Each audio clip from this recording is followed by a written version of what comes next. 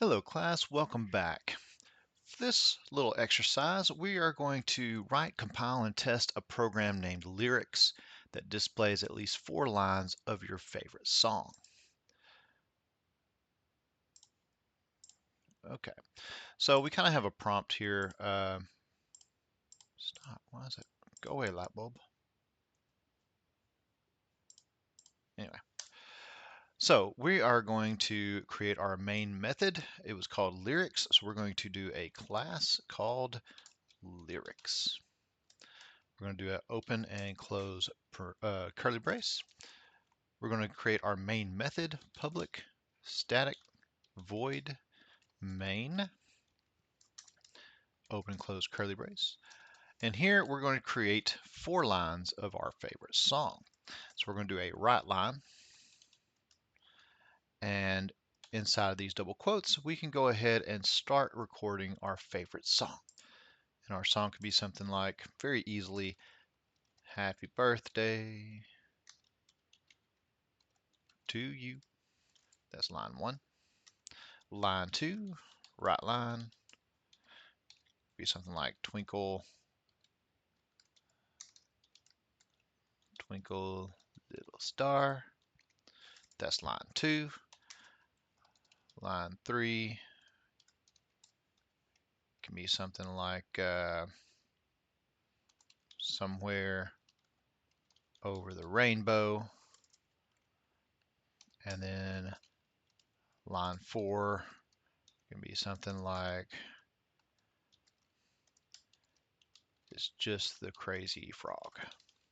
Something like that. So we have 4 lines of song lyrics. Doesn't have to be a good song.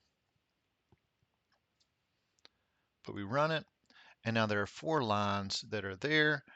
We can see it all. And that's all it is. That's the only thing that this program had us do. So we just write 4 of our favorite song lyrics. And that's the correct way, or that is a correct way to do it. There's several ways to do it.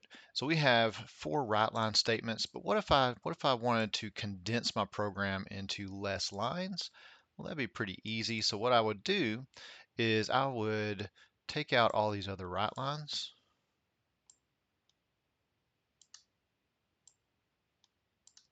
And I would take out the semicolon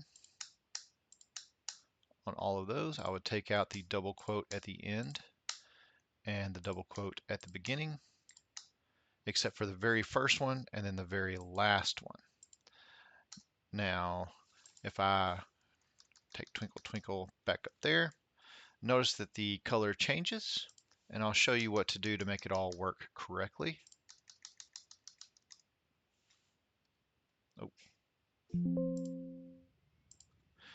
So we have this, if I run it now, it's just 1 line, and that's definitely not what we want it to look like.